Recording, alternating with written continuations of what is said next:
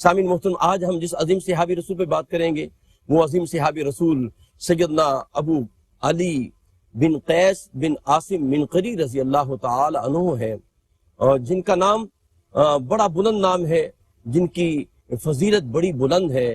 کریم آقا نے ان کے بارے میں فرمایا تھا کہ خیارکم فی الجاہلیہ خیارکم فی الاسلام، فرمایا یہ میرا صحابی ان لوگوں میں شامل ہے جو جاہلیت کے دور کے اندر بھی بلندی پہ تھا، اور اسلام کے دور کے اندر بھی یہ بلندی پر فائز تھا۔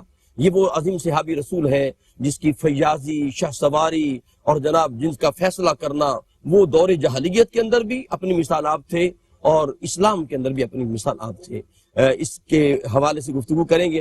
ہمارے ساتھ جلوہ فرما ہے ہمیشہ کی طرح وہ عظیم ہستی، جب وہ بولتے ہیں تو علم کے دریا رواں ہو جاتے ہیں، حضرت علامہ مولانا مفتی محمد طاہر تبسم قادری صاحب۔ السلام علیکم ورحمۃ اللہ۔ وعلیکم السلام مفتی صاحب خوش آمدید کہتے ہیں جی آپ کو۔ جزاک اللہ آج عظیم صحابی رسول کا ذکر ہے اور جن کی بابت کریم آقا نے فرمایا کہ دور جاہلیت کے اندر بھی یہ اپنی مثال آپ تھے، اور غلامی مصطفیٰ میں آنے کے بعد بھی اللہ پاک نے بڑی بلندی عطا فرمائی۔ ان کے تعارف کے حوالے سے کیا فرمائیں گے؟ حامدہ و مصلیہ اما بعد فاعوذ باللہ من الشیطان الرجیم بسم اللہ الرحمن الرحیم۔ بہت شکریہ حضرت سیدنا ابو علی قیس بن عاصم منقری تمیمی رضی اللہ تعالی عنہ، آقا کریم صلی اللہ علیہ وسلم کے پیارے صحابی، اور جو روایت آپ نے ابھی انٹرو میں پیش کی جی، نبی رحمت صلی اللہ علیہ وسلم کے اس فرمان کا مصداق جہاں دیگر صحابہ ہیں سبحان اللہ، وہیں حضرت قیس بن عاصم بھی ہے۔ اللہ اکبر۔ آقا کریم صلی اللہ علیہ وسلم نے اس ارشاد میں دین اسلام کے ایک حسین پہلو کو بیان فرمایا۔ جی، فرمایا خیارکم فی الاسلام خیارکم فی الجاہلیہ خیارکم فی الاسلام۔ سبحان اللہ۔ فرمایا کہ جو زمانہ جاہلیت میں باوقار تھا، صحیح، جو زمانہ جاہلیت میں پسندیدہ اور چنا ہوا سلیکٹڈ لوگوں میں شمار ہوتا تھا، تو دامن اسلام میں آئے گا تو یہاں بھی باوقار ہی ٹھہرے گا۔ سبحان اللہ۔ تو یہ اس بات کی طرف اشارہ کیا گیا کہ ایسا نہیں ہے کہ اسلام میں آنے کے بعد دین اسلام کسی کے وقار کو، کسی کے عزت کو کم کرتا ہے یا اسے ڈیگریڈ کرتا ہے۔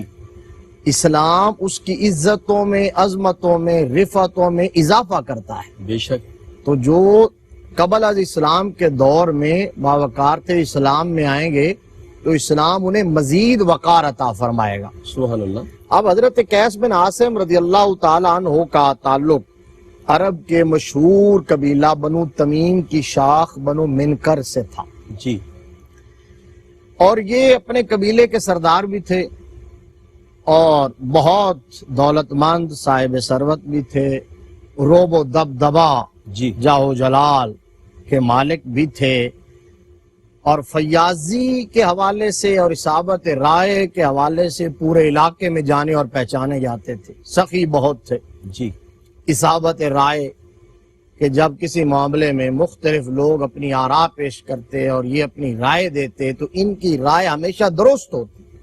صحیح۔ ان اصابت رائے کے حوالے سے ان کا تعارف تھا۔ لوگوں کے باہمی جو جھگڑے ہوتے تھے ان کو نپٹانے کے اندر یہ اپنا ثانی نہیں رکھتے تھے۔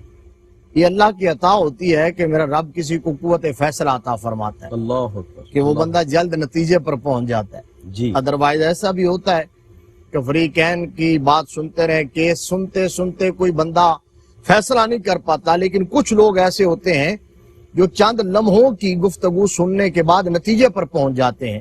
اللہ نے انہیں یہ بھی صلاحیت عطا کی تھی۔ یہ مفتی صاحب وہابی چیز ہوتی ہے؟ یہ بے شک یہ وہابی چیز، اللہ اکبر، ٹھیک، یعنی یہ وہابی چیز ہے، پھر کسب سے اس میں اضافہ ہو جاتا اضافہ ہے۔ ہو جاتا ہے، ٹھیک ہے۔ لیکن اگر فطرتاً ودیتاً وہباً اگر کسی کے اندر یہ صلاحیت ہے ہی نہیں تو وہ لاکھ کوشش کر لے یہ اس کے اندر نہیں آئے گی۔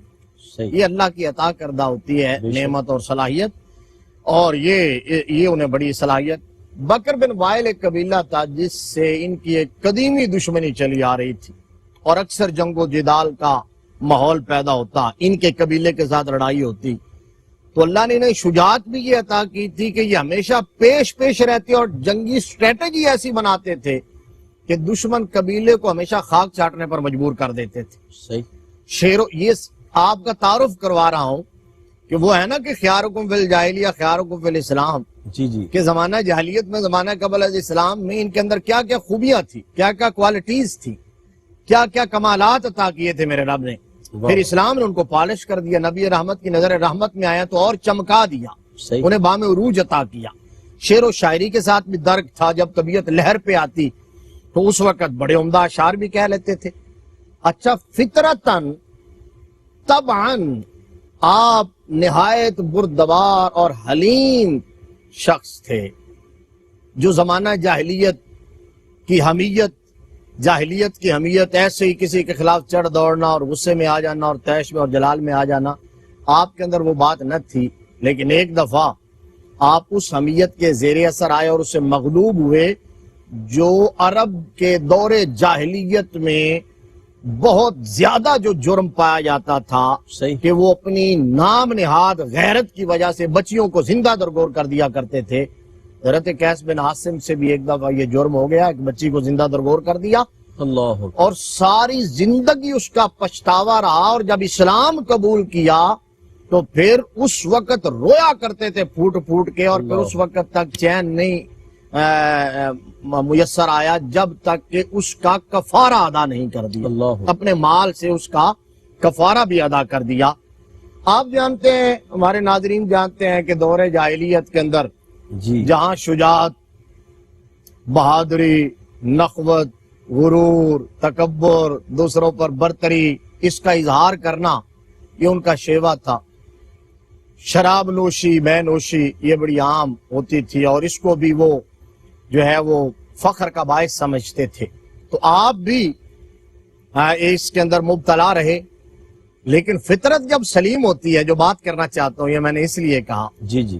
ایک دفعہ آپ نے مے نوشی کی، سب یہ کہا جاتا ہے کہ اگر ایک قطرہ شراب کا اندر چلا جائے تو کہتے ہیں ایمان نکل جاتا ہے یا یعنی ایمان ضائع ہو جاتا یہ ہے. وعید پہ مبنی ہے، ٹھیک. یہ بلا شبہ وعید پہ، چونکہ یہ پلید ہے اور ایسا تو نہیں ہے کہ ایمان سے خالی ہو جاتا ہے. لیکن جہاں وعید کے لیے، جہاں ترہیب کے لیے میرے آقا کریم صلی اللہ علیہ وسلم کے ارشادات آئے ہیں، ان کے اندر ایک یہ بھی ہے. ٹھیک. تو ایسی بات یہ وعید کے لیے. اچھا مفتی صاحب، میں ضمن یہ بھی سوال پوچھنا چاہتا ہوں کہ بعض لوگ یہ بھی کہتے ہیں کہ اس کی ممانعت قرآن میں نہیں ہے، اس کا یہ تو کہا گیا یہ خبیث ہے. اس طرح کی کوئی بات ہے، اس طرح کی بات کہ اس کی ممانعت نہ ہو؟ حالانکہ یہ کہا گیا کہ نشے کی حالت میں نماز کے قریب نہ جاؤ، یا ایھا الذین آمنوا لا تقربوا الصلاۃ. نہیں، یہ ان کی غلط فہمی ہے. ٹھیک. یعنی آپ یوں کہہ لیں کہ ہیل و حجت جس طرح یہود و نصارہ کی کرتے، قرآن کی نص ہے یا ایھا الذین آمنوا انما الخمر والمیسر والانصاب والازلام رجز من عمل الشیطان. اب یہاں تک وہ پڑھ لیتے ہیں. یہاں خمر کے بارے میں کہا گیا کہ یہ ناپاک ہے، شیطان کا عمل ہے. آگے اللہ نے فرمایا فاجتنبوہ، اللہ، اس سے بچو. بچو اس سے. تو یہ ممانعت نہیں ہے تو اور کیا ہے؟